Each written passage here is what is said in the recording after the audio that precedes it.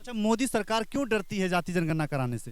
कि मान के चलिए कि 2025 में अगर आपकी सरकार बनती है तो आपके सरकार का नेतृत्व तो तेजस्वी यादव करेंगे, वो मुख्यमंत्री बनेंगे, तो ओबीसी समाज से तो आना चाहिए ना उप मुख्यमंत्री। क्या कहेंगे इसके बारे में? की है, उन्होंने जाति जनगणना भी नहीं कराया। आज जब बिहार में जाति जनगणना करा दी गई है तो बीजेपी वाले को बड़ा पेट में जो है चूहे कूद रहे हैं कि नमस्कार, मेरा नाम शम्स तबरेज सालेपुरी है और इस वक्त मैं भागलपुर में हूँ। मेरे सामने विकास जी हैं, ये कांग्रेस पार्टी के प्रवक्ता हैं। इस वक्त जो है जाति जनगणना को कंप्लीट कर लिया गया है, लेकिन कंप्लीट होने के बाद जो है बहुत सारे लोग जो है इसका विरोध कर रहे हैं। वजह क्या हो सकती है, आइए हम विकास जी से जानेंगे। देखिए, जाति जनगणना बिहार में माननीय मुख्यमंत्री जी के द्वारा कराया गया है। इसके लिए मैं माननीय बिहार के मुख्यमंत्री श्री नीतीश कुमार जी को और श्री तेजस्वी यादव जी को एवं महागठबंधन में शामिल तमाम दलों को मैं धन्यवाद देना चाहूँगा कि उन्होंने इस बिहार में जाति जनगणना का करवाया और ये साफ कर दिया कि इस बिहार के अंदर में ओबीसी जो है सबसे अधिक संख्या में है। क्योंकि मोदी की सरकार ने हर 10 साल में जाति जनगणना होना चाहिए ऐसा कहा गया है, लेकिन 2021 में जाति जनगणना होना चाहिए था, लेकिन 2021 में अभी तक सरकार के द्वारा जाति जनगणना नहीं कराया गया और 2023 ये खत्म होने पर आया है और 2024 में लोकसभा का चुनाव है। तो मोदी सरकार लगातार अपने कामों में विफल रहती है, उन्होंने जाति जनगणना भी नहीं कराया। आज जब बिहार में जाति जनगणना करा दी गई है तो बीजेपी वाले को बड़ा पेट में जो है चूहे कूद रहे हैं कि आखिर ये जनगणना क्यों कराया गया। तो ये जनगणना साफ हो गया है कि ओबीसी समाज से जो है 36% यहाँ पर हिस्सेदारी रखते हैं और हमारे नेता राहुल गांधी जी ने शुरू में ही कहा था कि जिसकी जितनी हिस्सेदारी होगी उसको उतना हक मिलना चाहिए।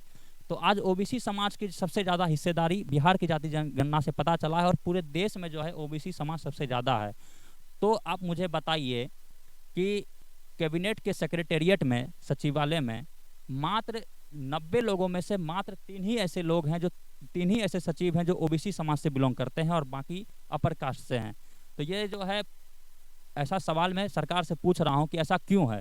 इसका जवाब सरकार को देना चाहिए कि 90 सचिव में से मात्र 3 ही क्यों है। देश के प्रधानमंत्री ओबीसी हैं, ओबीसी समाज से, मोदी समाज से आते हैं। देश के हमारे उपराष्ट्रपति भी ओबीसी से आते हैं। तो सचिवों की संख्या में बताइए कि आप यूपीएससी जैसे संस्थान में मात्र 90 में से क्वालिफाई करके जाते हैं तो मात्र 90 में से 3 सचिव ही आपके ओबीसी से आते हैं।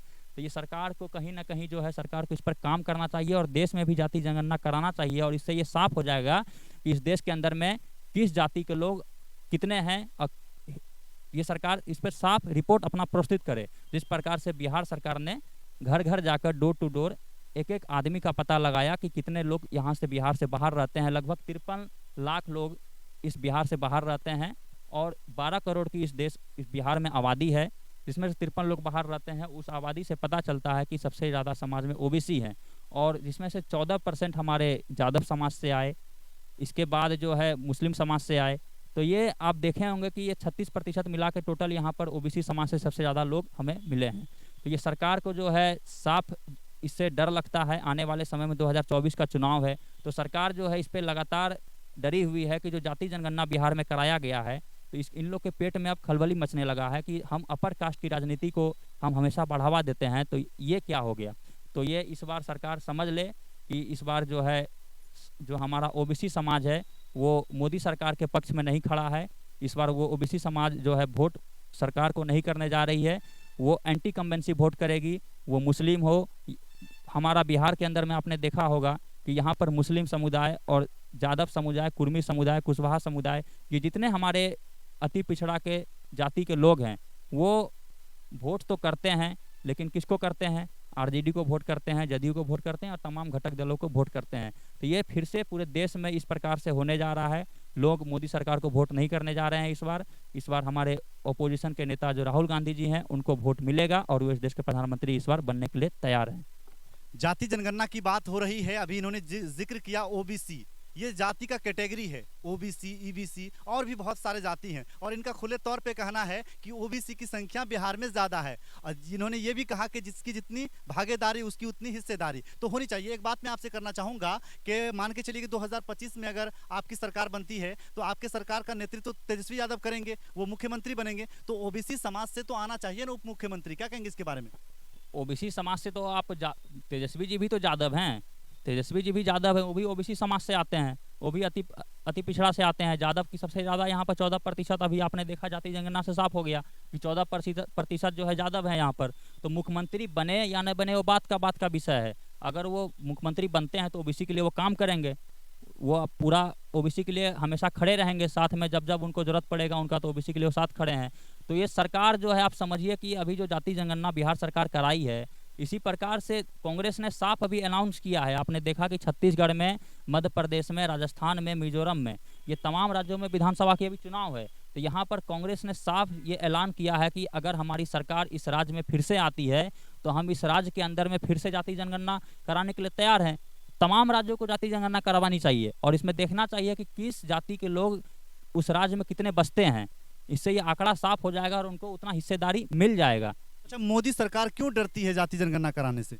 मोदी सरकार इसलिए डरती है जाति जनगणना कराने से क्योंकि वो हमेशा, आप देखे होंगे कि अपर कास्ट की राजनीति के वोट बैंक को वो बटोरना चाहती है। ब्राह्मण हो या फिर कायस्थ हो या फिर आपका भूमियार हो या फिर राजपूत हो, ये उनमें लगातार फोकस कर रही है। और लेते तो हैं वोट ओबीसी से भी है, लेकिन ये नारा क्या देते हैं कि हमारे साथ अपर कास्ट है। ये राम राज का नारा देते हैं। तो क्या राम जो है सिर्फ अपर कास्ट के थे? राम तो सभी के हैं, वो हिंदू में सभी के राम हैं।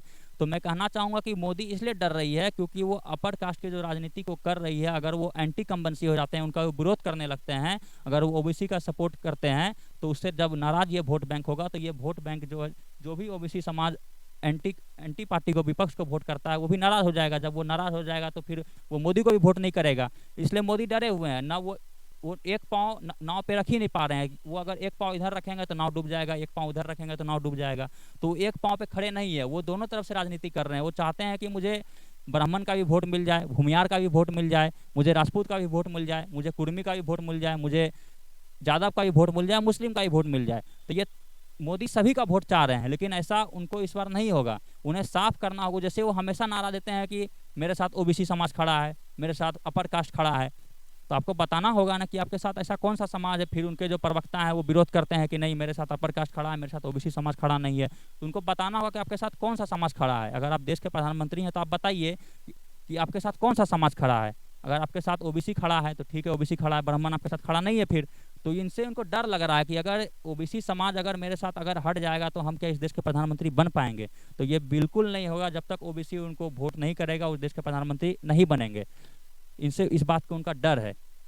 चलिए, बहुत बहुत शुक्रिया, बहुत बहुत धन्यवाद। इस वक्त हम विकास जी से बात कर रहे थे जाति जनगणना के बारे में, और इन्होंने बताया कि मोदी सरकार आखिर जाति जनगणना कराने से क्यों डरती है। बहुत सारे राज्यों में अब जाति जनगणना शुरू हो गई है। बिहार की जाति जनगणना जो है वो लगभग तय मानी गई है, तय हो चुकी है। और जाति जनगणना के बाद ये साफ जाहिर हो गया है कि ओबीसी की संख्या बिहार में सबसे ज्यादा है। हमसे जुड़ने के लिए, बातचीत करने के लिए बहुत बहुत शुक्रिया, बहुत बहुत धन्यवाद।